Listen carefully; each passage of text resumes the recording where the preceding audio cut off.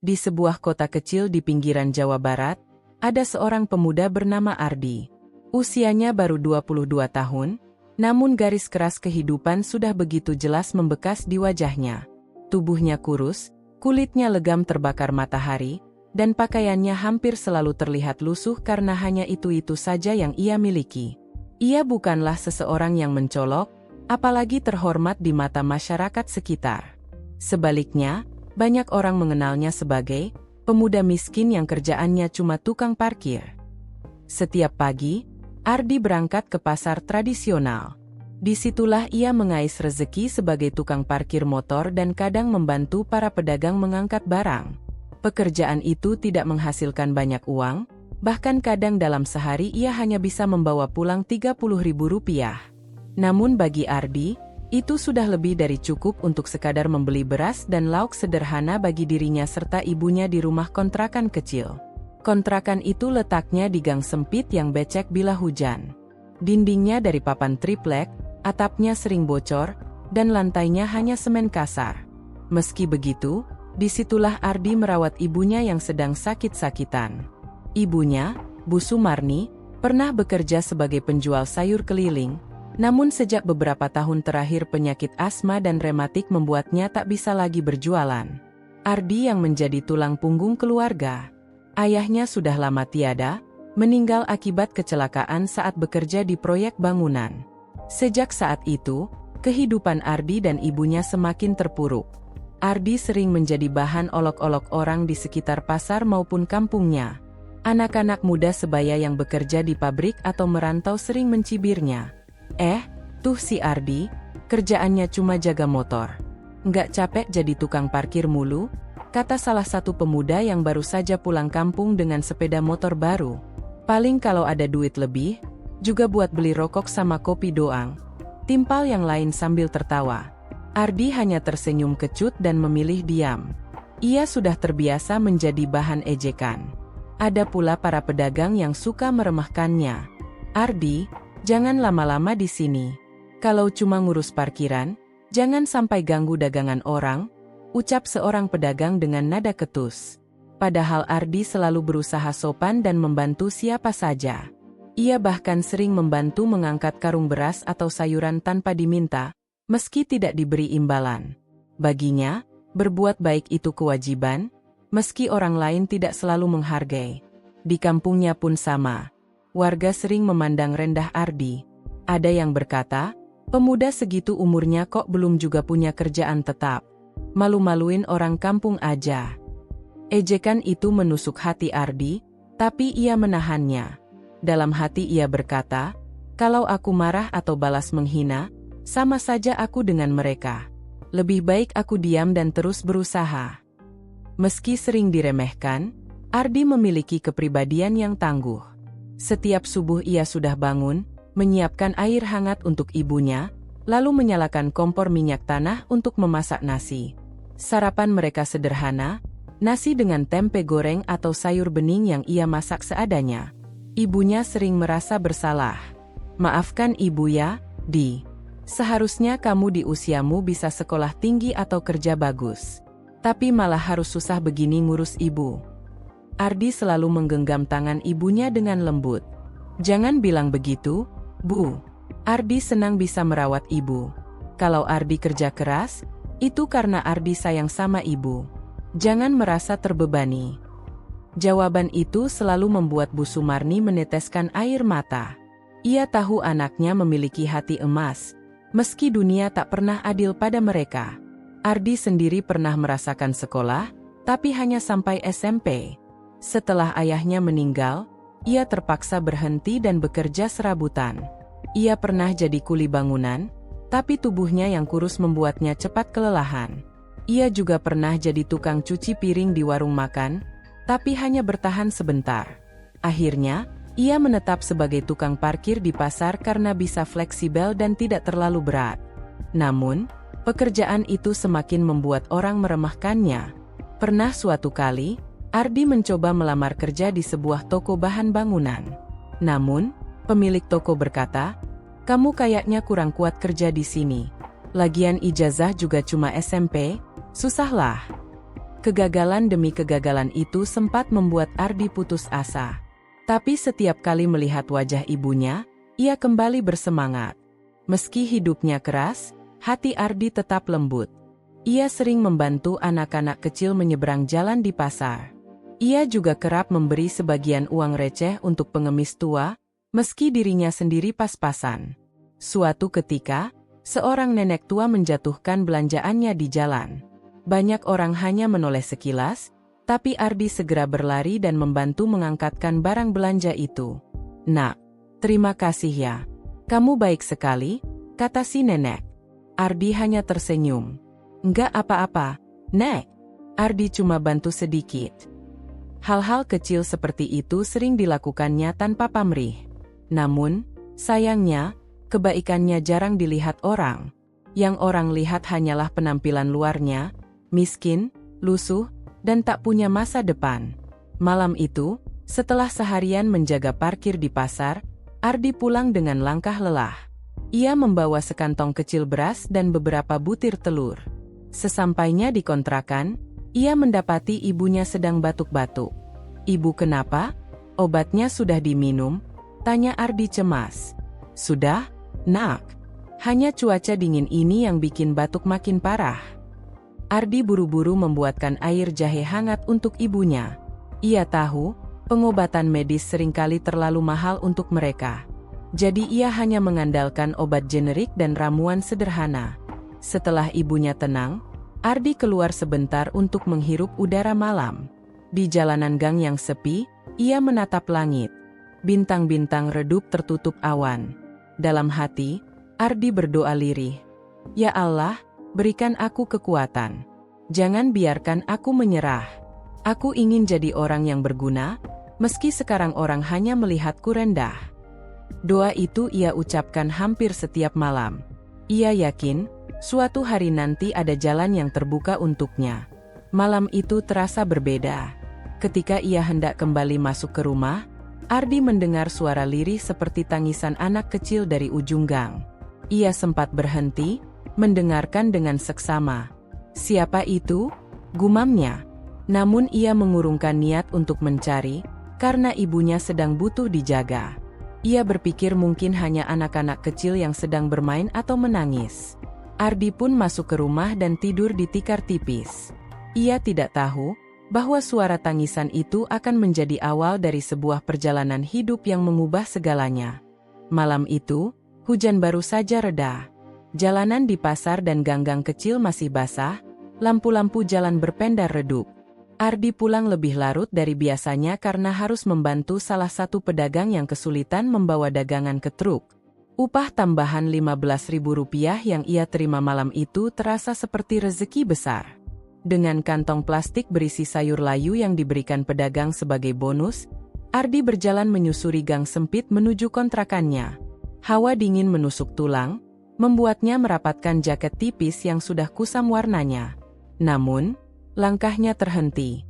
Dari arah tikungan gang, ia kembali mendengar suara itu, suara tangis lirih seorang anak kecil. Bukan tangis manja atau sekadar rengekan, tapi tangis yang terdengar dalam, penuh rasa takut dan kesepian. Ardi menajamkan pendengarannya. Ya, suara itu nyata, bukan halusinasinya. Dengan langkah hati-hati, ia mendekat ke sumber suara. Di bawah pohon mangga tua dekat warung tutup, Ardi menemukan sosok kecil meringkuk. Seorang anak laki-laki, kira-kira berusia 8 tahun, duduk di atas kardus basah. Bajunya kotor, sobek di bagian bahu, dan rambutnya kusut tak terurus. Wajahnya pucat, pipinya basah oleh air mata. "Dek, kamu kenapa di sini?" tanya Ardi pelan. Anak itu tersentak, menoleh dengan mata ketakutan. Ia berusaha mundur menjauh, seolah takut Ardi akan menyakitinya. Jangan dekat-dekat," suaranya parau. Ardi segera berjongkok agar terlihat tidak mengintimidasi. "Tenang, kakak nggak mau nyakitin. Kakak cuma mau bantu. Kamu sendirian di sini." Anak itu tidak menjawab. Ia hanya memeluk lututnya erat-erat, gemetar. Melihat itu, hati Ardi terenyuh. Ia tahu betul rasa lapar dan kesepian seperti apa yang dirasakan anak itu. Ia sendiri pernah merasakan tidur tanpa makan saat kecil, setelah ayahnya meninggal dan ibunya belum punya penghasilan. Ardi mengeluarkan sebungkus roti sisa yang tadi ia beli di pasar. "Dek, kamu lapar ya? Nih, makan dulu. Nggak usah takut, kakak nggak akan ambil apa-apa darimu." Anak itu menoleh ragu, menatap roti itu dengan tatapan penuh keinginan. Perutnya jelas keroncongan, tapi ia masih diliputi rasa takut. Ardi pun membuka bungkusnya sendiri, menggigit sedikit roti itu, lalu menyodorkannya lagi. "Nih, aman. Kakak juga makan. Kamu boleh ambil." Akhirnya, anak itu perlahan meraih roti itu, lalu melahapnya dengan lahap seolah sudah berhari-hari tidak makan. Air mata terus mengalir di pipinya. Ardi hanya menghela napas panjang. Ia duduk menemani, menunggu sampai anak itu tenang. Setelah beberapa saat, Ardi kembali bertanya, "Namamu siapa, Dek? Rumahmu di mana?" Anak itu terdiam, lalu pelan menjawab, "Bima." "Bima? Ya? Bagus sekali namanya. Jadi kamu tinggal di mana?" Bima menunduk. "Nggak punya rumah. Ibu, sudah nggak ada. Ayah pergi." Ardi terhenyak. Kata-kata polos itu menusuk hatinya. Ia bisa merasakan betapa dalam kesedihan anak kecil ini. "Kalau begitu, malam ini kamu ikut kakak dulu." "Ya, rumah kakak kecil, tapi setidaknya ada atap dan makanan hangat. Nggak baik kalau kamu tidur di luar begini." Bima ragu. "Tapi, aku takut." Ardi tersenyum hangat. "Nggak perlu takut. Kakak punya ibu di rumah, beliau baik sekali. Kamu bisa tidur nyenyak, nggak kehujanan lagi." Bima menatap wajah Ardi lama-lama. Entah kenapa, meski penampilan Ardi lusuh, matanya terlihat tulus dan jujur. Perlahan, Bima mengangguk. Ardi pun berdiri, meraih tangan kecil itu. "Ayo, kita pulang. Kamu pasti kedinginan." Sampai di kontrakan, Bu Sumarni terkejut melihat anak kecil yang dibawa Ardi. "Ardi, siapa ini? Anak siapa?" tanyanya sambil batuk-batuk kecil. Ardi menjelaskan singkat tentang apa yang ia temukan. "Kasihan sekali, Bu. Dia sendirian, nggak ada rumah. Namanya Bima. Malam ini biar dia tidur di sini, ya." Bu Sumarni menatap Bima dengan iba. Wajahnya yang renta menunjukkan empati yang sama seperti anaknya. "Kasihan? Sini nak, jangan takut. Kamu bisa tinggal sementara di sini. Anggap rumah sendiri." Bima hanya menunduk malu, tapi matanya berbinar sedikit karena merasa diterima. Ardi segera mengambil handuk kecil, menghangatkan air, dan membantu Bima membersihkan diri. Ia juga memberi baju kaos bekas yang lebih layak dipakai. Setelah itu, mereka makan bersama, nasi dengan sayur bening dan telur dadar. Bagi Ardi, itu hidangan sederhana, tapi bagi Bima, terasa seperti pesta. "Terima kasih," ujar Bima lirih sambil menahan tangis. Ardi tersenyum. "Jangan sungkan. Mulai sekarang, kamu nggak sendirian lagi." Keesokan paginya, ketika Ardi kembali bekerja di pasar, orang-orang mulai memperhatikan anak kecil yang menemaninya. Bima duduk di pojok dekat pos parkir, menunggu sambil menggambar di tanah dengan ranting. Tak butuh waktu lama, ejekan pun datang. "Wah, Ardi sekarang bawa anak. Jangan-jangan itu anak hasil nakal, ya?" sindir seorang pemuda sambil tertawa. "Udahlah, diri sendiri aja miskin. Ngapain sok-sokan ngurus anak orang?" tambah yang lain. Ardi hanya terdiam, mencoba mengabaikan. Ia tidak ingin menjelaskan panjang lebar. Yang ia tahu, anak itu butuh pertolongan, dan hatinya tidak tega membiarkannya. Namun, ejekan itu membuat hatinya pedih. Malam itu, saat semua tidur, Ardi termenung. Ia sadar, memelihara anak terlantar bukanlah perkara mudah. Apalagi dengan kondisi keuangan yang serba kekurangan. Tapi ketika ia melihat wajah Bima yang tertidur pulas di samping ibunya, hatinya mantap. "Apapun yang terjadi, aku akan menjaga anak ini. Aku tahu rasanya kehilangan dan ditinggalkan. Aku tidak mau dia merasakannya sendirian." Hari-hari berikutnya, Ardi dan Bima semakin dekat. Bima mulai tersenyum, sesuatu yang jarang ia lakukan sebelumnya. Ia bahkan suka membantu Ardi mengatur parkiran, meski hanya sekadar memberi salam kepada orang-orang yang datang. Suatu sore, ketika mereka berjalan pulang bersama, Bima berkata, "Kak, aku senang ada di sini. Kalau tidak ketemu kakak, mungkin aku masih tidur di jalan." Ardi mengusap kepala Bima. "Kamu jangan pikir begitu. Mulai sekarang, kamu sudah punya keluarga di sini. Jangan merasa sendirian lagi." Ucapan itu membuat Bima meneteskan air mata haru. Ia memeluk Ardi erat-erat. Untuk pertama kalinya setelah kehilangan ibunya, ia merasa aman kembali. Ardi sadar, keputusannya menolong Bima akan membawa konsekuensi besar. Orang-orang mungkin akan semakin meremehkan, bahkan bisa jadi menuduhnya macam-macam. Tapi ia tidak peduli. Yang penting baginya adalah satu hal, tidak membiarkan seorang anak kecil menghadapi kerasnya dunia sendirian. Malam itu, ketika mereka bertiga duduk bersama di tikar butut, makan seadanya, Ardi merasakan sesuatu yang berbeda. Rumah kecil mereka terasa lebih hangat. Ada tawa kecil dari Bima, ada doa lirih dari ibunya, dan ada semangat baru dalam dirinya. Ia tidak tahu apa yang akan terjadi ke depan. Tapi satu hal pasti, hidupnya tidak lagi sama. Pertemuannya dengan Bima adalah titik awal dari sebuah perjalanan panjang. Perjalanan yang kelak akan membuka mata banyak orang tentang arti ketulusan. Pagi itu matahari baru saja naik ketika Ardi duduk di depan kontrakannya. Ia sedang menambal sandal jepitnya yang putus, sementara Bima sibuk menggambar di atas kertas bekas yang ditemukan dari pasar. Wajah kecil itu tampak ceria, berbeda sekali dari pertama kali Ardi menemukannya. Namun di balik senyumnya, Ardi tahu Bima menyimpan banyak rahasia. Ia tidak pernah bercerita panjang lebar tentang keluarganya. Hanya sesekali menyebut ibunya yang sudah meninggal dan ayahnya yang pergi entah kemana. Ardi tidak ingin memaksa, tapi ia sadar cepat atau lambat ia harus tahu agar bisa membantu anak itu dengan lebih baik. Suatu malam, setelah makan sederhana bersama, Ardi mendapati Bima duduk termenung di sudut ruangan. Matanya menerawang jauh, seolah mengingat sesuatu yang menyakitkan. "Bima, kamu kenapa? Lagi mikirin apa?" tanya Ardi pelan. Bima menunduk. Setelah beberapa saat, ia mulai berbicara dengan suara lirih. "Aku, dulu tinggal sama ibu. Kami jualan gorengan di pinggir jalan. Walau sederhana, aku senang. Ibu selalu bilang aku harus tetap semangat sekolah." Air matanya menetes. "Tapi ibu sakit.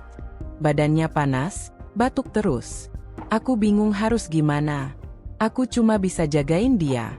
Sampai suatu hari, ibu nggak bangun lagi." Suara Bima pecah. Ia menangis terseduh. Ardi segera meraih bahunya, memeluknya erat. "Ayahku, dia sudah lama nggak ada. Katanya pergi cari kerja, tapi nggak pernah pulang. Jadi, setelah ibu nggak ada, aku sendirian. Aku tidur di jalan, cari makanan dari sisa orang. Aku takut sekali." Tangis Bima semakin keras. Ardi merasakan dadanya sesak mendengar kisah itu. Ia tahu bagaimana rasanya kehilangan orang yang dicintai.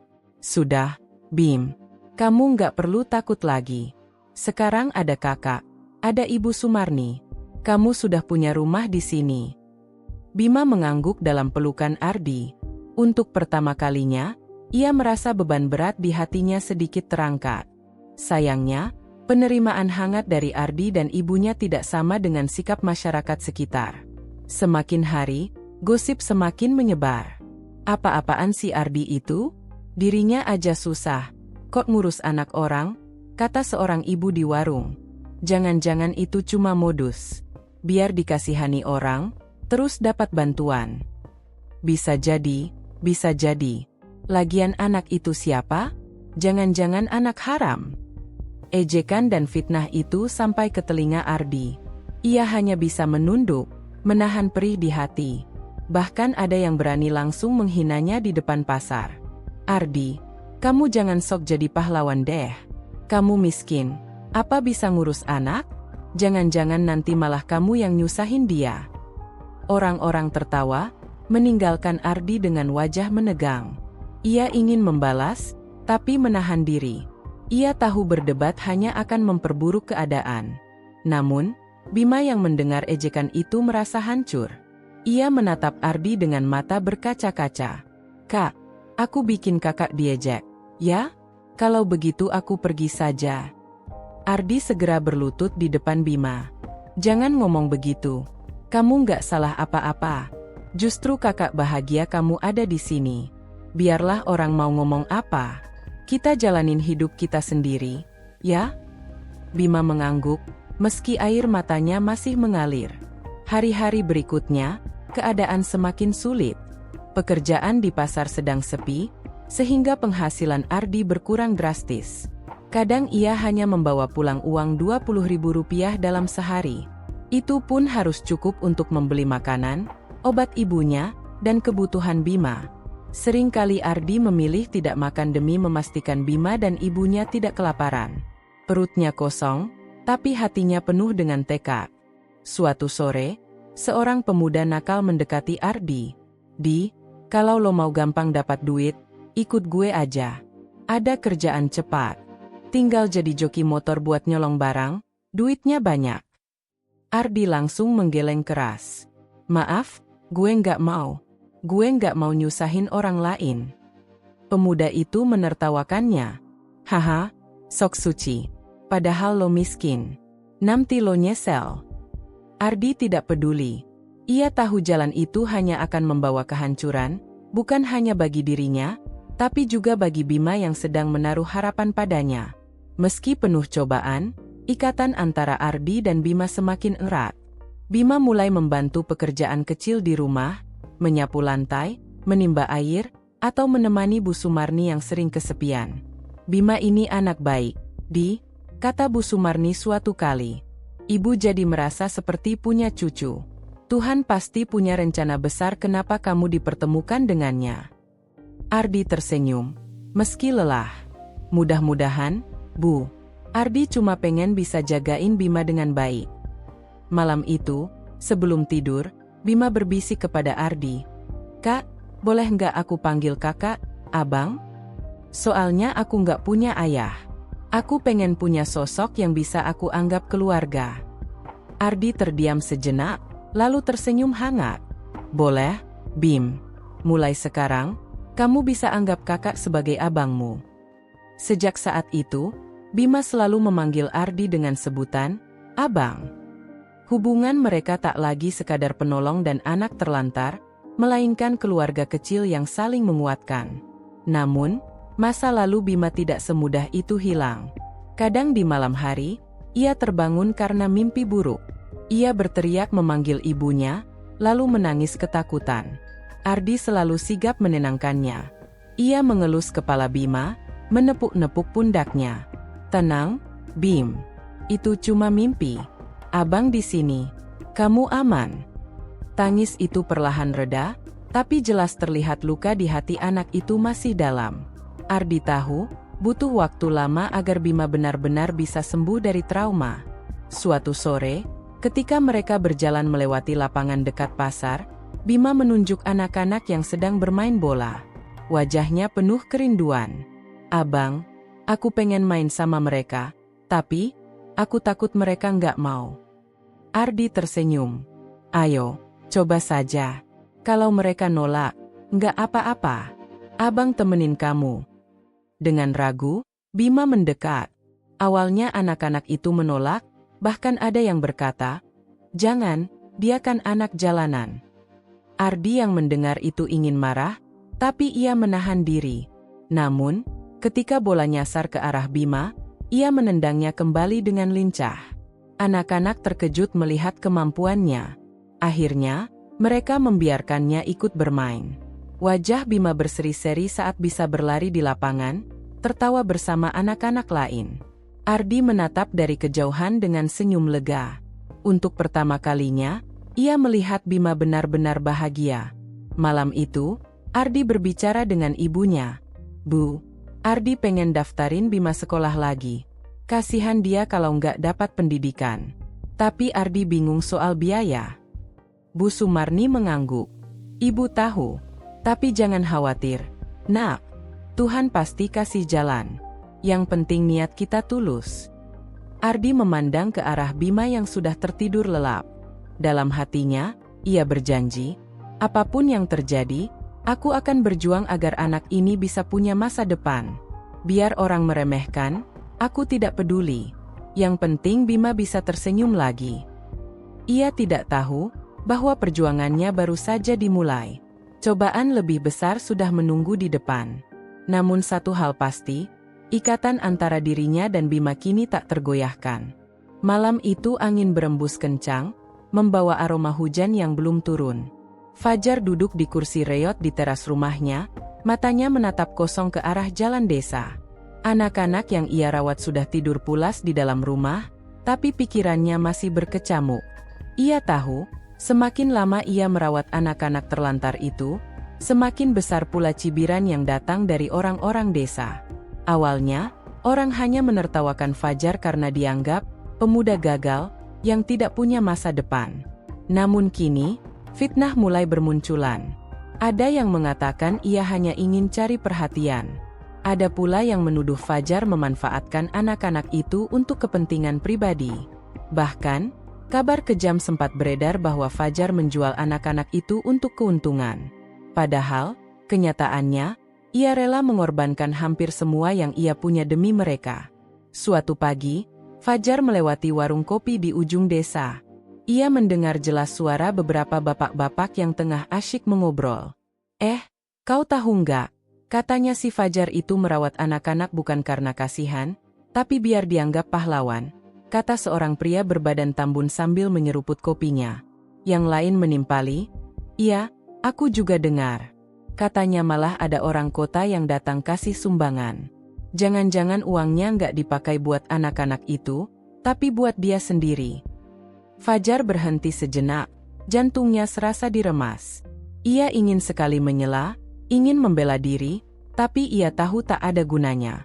Orang-orang yang sudah menaruh curiga hanya akan semakin keras kepala kalau ia mencoba menjelaskan. Dengan langkah gontai, ia kembali berjalan, menahan air mata yang hampir jatuh. Musibah datang bertubi-tubi. Salah satu anak asuhnya, Raffi, jatuh sakit. Badannya panas, batuk tak kunjung reda.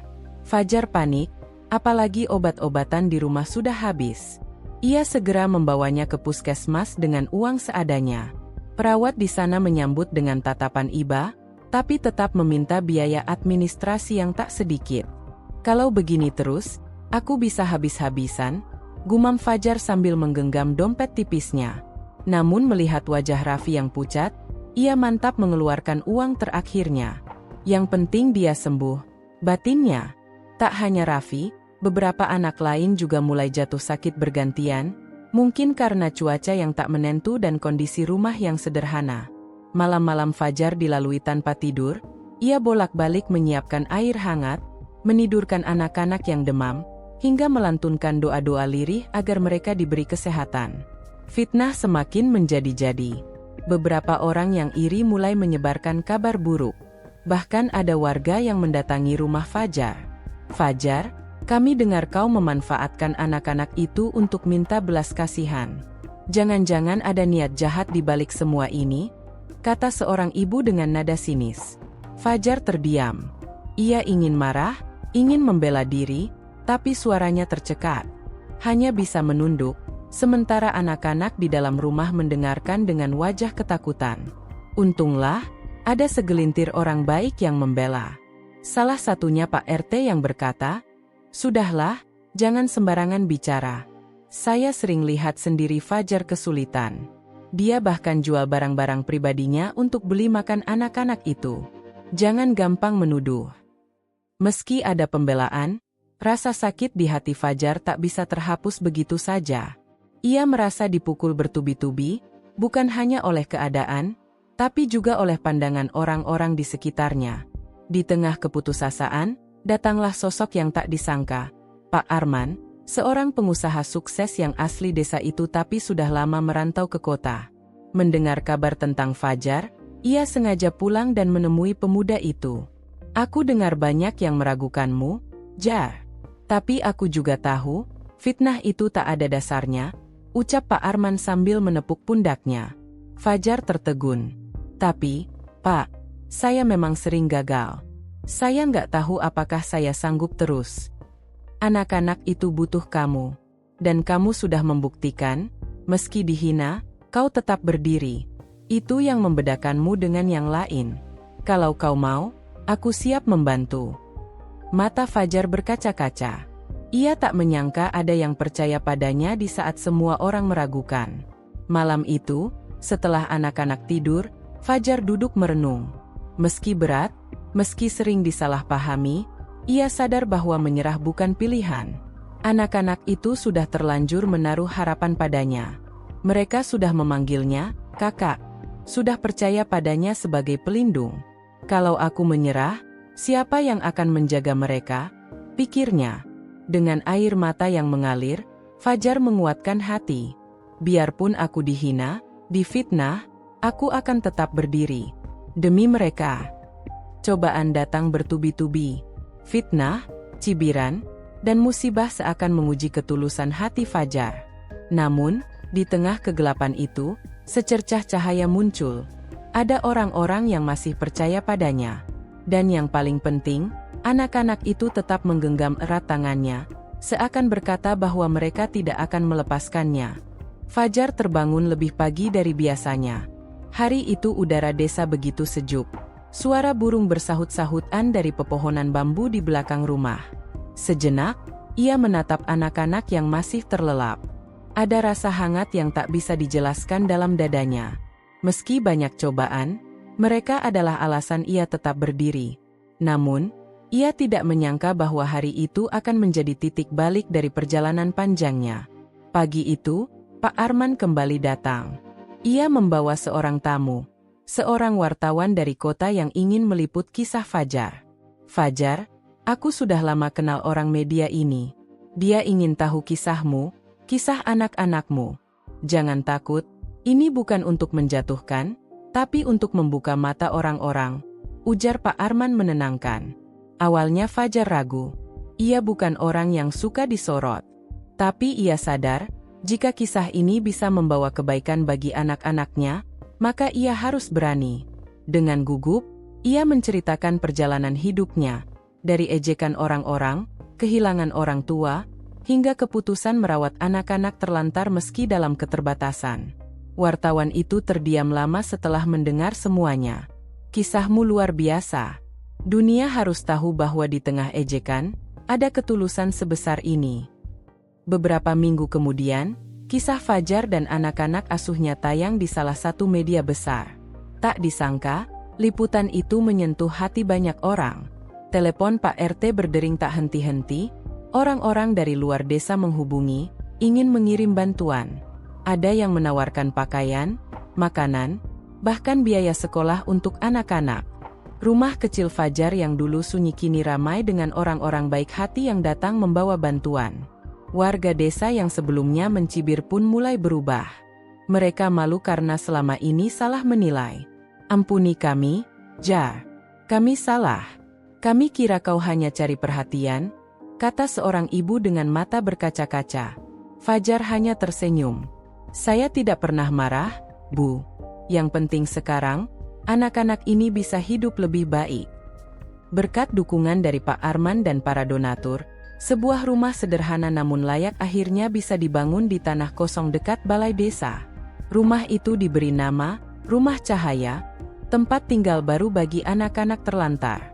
Hari peresmian rumah itu, suasana desa sangat meriah. Anak-anak berlarian dengan wajah ceria, sementara Fajar berdiri di depan rumah, menatapnya dengan perasaan campur aduk. Pak Arman menepuk bahunya. Ingat, semua ini terjadi karena ketulusanmu. Jangan pernah remehkan dirimu lagi, Fajar. Air mata Fajar jatuh. Bukan karena sedih, melainkan karena bahagia. Untuk pertama kalinya, ia merasa perjuangannya benar-benar dihargai. Hari demi hari berlalu, suasana rumah baru itu dipenuhi tawa anak-anak. Mereka kini bisa tidur nyenyak, makan dengan cukup, dan bersekolah tanpa rasa takut. Setiap kali melihat senyum mereka, Fajar merasa semua luka, semua ejekan, dan semua fitnah yang dulu ia tanggung tak ada artinya.